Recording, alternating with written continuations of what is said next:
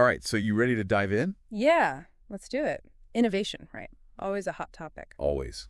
And today, we're getting into something, Continuous innovation. yeah, continuous innovation. It's not just about having a good idea. It's about having Systems. a system, yeah. And we're looking at this article, Constant Experimentation. The key to continuous innovation. Catchy title. It is, right. From December 17th of last year, so pretty recent stuff. And one of the things that really struck me was this idea that The big idea isn't everything. the big idea, yeah. Yeah. It's almost like the myth of the big idea. Right. It's more about, like the article says, constant experimentation. Yeah, and they had this quote from Mark Randolph, the Netflix co-founder, the guy who... Yeah. He said, and I'm just going to quote this directly, the key to being successful is not how good your ideas are, is how good you are at being able to find quick, cheap, and easy ways to try your ideas. I love that. Isn't that great? It's so true, because you can have the best idea in the world. But if you can't test it, if you can't get it out there, It just sits there. it just sits there and it never goes anywhere. Yeah, and this is something that, in your work, you see this all the time. Right. It's not about, Oh, absolutely. All the time. yeah, it's not about that initial perfection. No.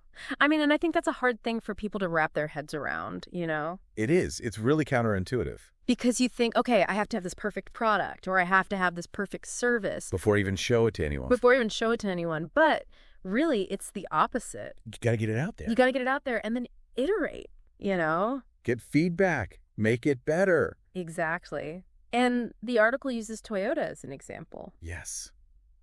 Toyota. 1 million experiments a year. I know, right? Blew my mind. I know. It's incredible. But what are they even doing, right? Like, what are they testing? It's not just random, It's not just like, throwing spaghetti at the wall. it's got to be systematic, right? Exactly. So it's rooted in this thing called the Toyota Production System, TPS. Oh, yeah. I've heard of this. Yeah, and TPS came about A long time back in the day, like way back, when Toyota was trying to compete with these giant American automakers. Right. And they had to figure out a way to Be faster? be faster, be more efficient. Shorten that, what they call dash to cash cycle. Yeah, shorten the dash to cash cycle. And so they basically made experimentation Like part of their... part of their DNA. It's in everything they do. It's in everything. Like, imagine you're on the assembly line at Toyota, right? Okay. Yeah.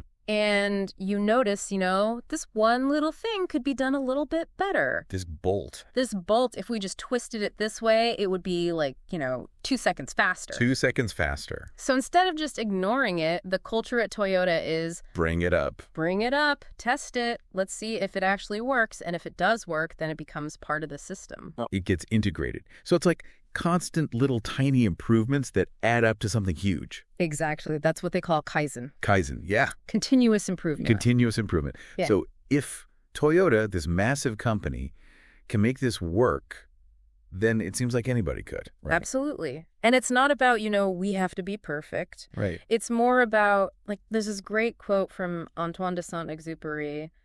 Perfection is achieved not when there is nothing more to add, but when there is nothing left to take away. It's about refinement. It's about refinement. Yeah. Stripping away what's not necessary. So how does somebody listening to this who's not making cars, how do they apply that to their work? So think about a project you're working on right now. Okay. Got it. Got a project. Yeah, and are there any steps in that project, big or small, that could be streamlined, that could be more efficient? Oh, yeah. There's always a few. Maybe there are features that you're adding that aren't really necessary.